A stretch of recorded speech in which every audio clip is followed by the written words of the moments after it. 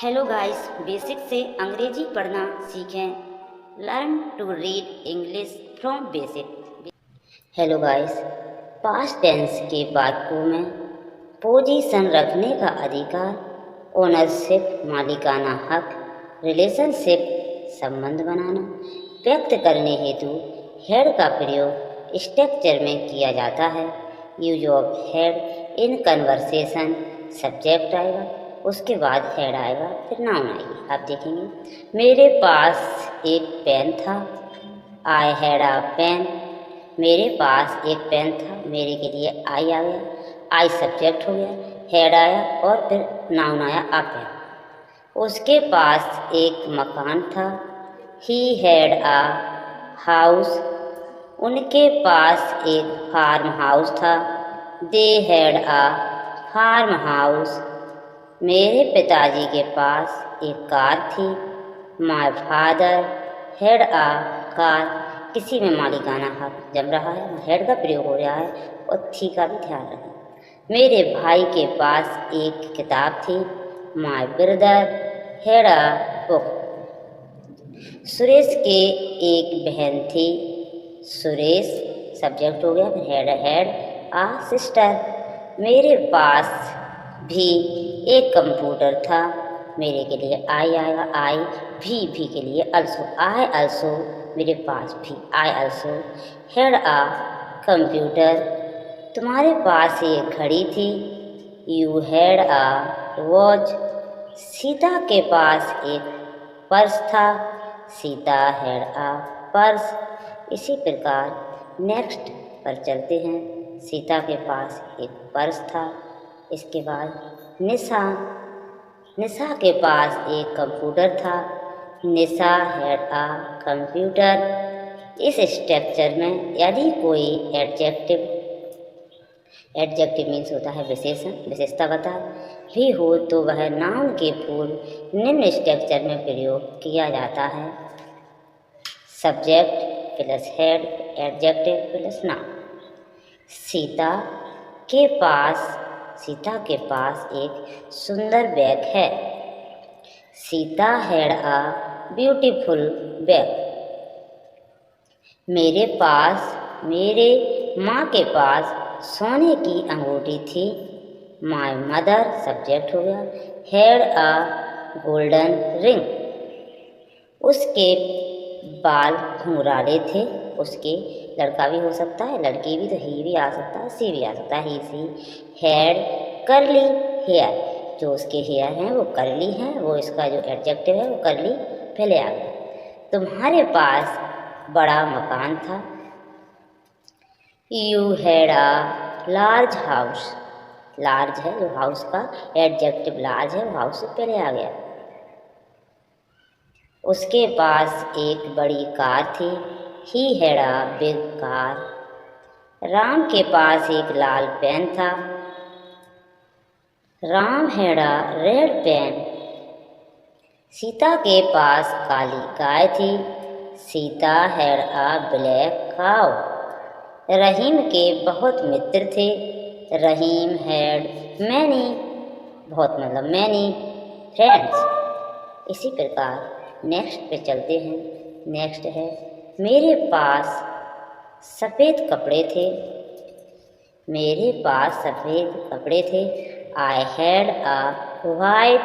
Had white cloth. उसके पास 200 रेशमी साड़ियाँ थीं, 200 she had 200 silk saris. Negative and interrogative sentence structure. Negative sentence यहाँ पर आप समझेंगे, आप देखेंगे नेगेटिव और interrogative sentence.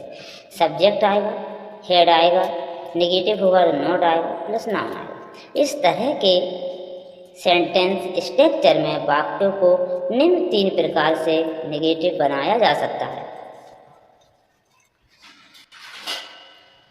I had a car, यह एक सेंटेंस है, आई हैड अ कार। अब इसको हमको एक अफर्मेटिव है, नॉर्मल है, अब आपको नेगेटिव बनाना है।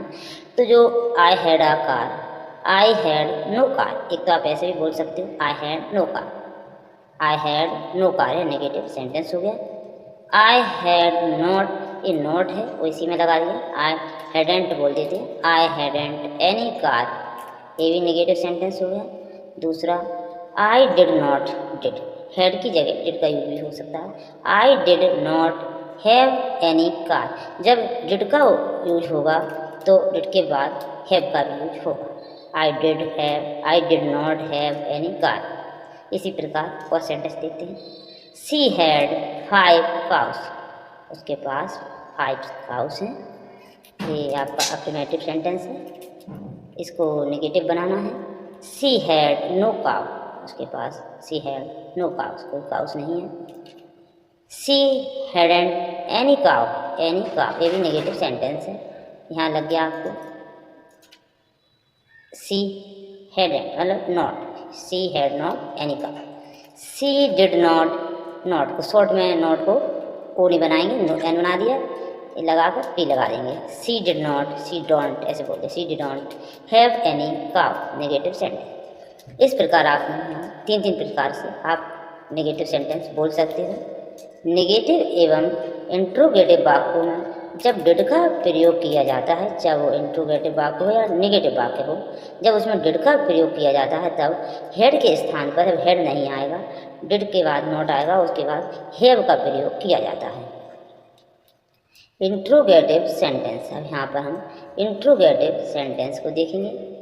इंट्रोगेटिव सेंटेंस हेड आएगा, सब्जेक्ट आएगा प्लस नाउन आएगा। उक्त सेंटेंस स्ट्रक्चर में इंट्रोगेटिव वाक्य निम्न 2 प्रकार से बनाए जाते हैं। आई हैड अ कार, यह इंट्रोगेटिव वाक्य हैं। आई हैड अ कार है अफर्मेटिव वाक्य है। इसके बाद ऐसे इंट्रोगेटिव बनाएंगे। इसमें क्या होगा, आप जो आपका हेड है वो पहले आ जाएगा, लिखा है हेड पहले आएगा, ये हेड पहले आएगा और सब्जेक्ट बाद में आएगा। तो यहाँ लिखा हेड तो सब्जेक्ट आया आई, हेड आई आ कार है, इंट्रोगेटिव सेंटेंस बन गया। Interrogative means question mark sentence. Head की जगह डिड का यूज कर सकते हैं, डिड फिर सब्जेक्ट आएगा, डिड आई, डिड बोला फिर आई और फिर हैव आएगा, did I have a car. इसी प्रकार आप यहाँ इंट्रोगेटिव सेंटेंस बना सकते हैं। ही हैड अ हाउस, उसके पास एक घर था, तो हेड पहले आ जाएगा, सब्जेक्ट बाद में आएगा। He subject, had he a house है इंट्रोगेटिव। अब डिड का यूज भी कर सकते हैं, did he have a house. इसी प्रकार आप इंट्रोगेटिव सेंटेंस बना सकते हैं। याद रखें एक बात बहुत ही जरूरी है, इस प्रकार के स्ट्रक्चर, आप इस प्रकार के सेंटेंस स्ट्रक्चर में इंट्रोगेटिव वाक्यों में सी, ही, एनी सिंगुलर के साथ हैव का प्रयोग किया जाता है, हैज नहीं। हैव का प्रयोग होगा, हैज का नहीं। और आपको एक प्रैक्टिस वर्क है, आपको मात्र हमारे द्वारा बताए गए वाक्यों तक ही सीमित नहीं रहना, आपको स्वयं को कम से कम 30 वाक्य इस तरह के अफर्मेटिव, नेगेटिव एवं इंट्रोगेटिव स्ट्रक्चर के बनाने होंगे। आपको सभी वाक्यों को बार बार बोलकर पढ़ना होगा। जितनी बार आप बोलकर पढ़ोगे, आपको इंग्लिश स्पीकिंग में प्रवीणता उतनी ही शीघ्र प्राप्त होगी।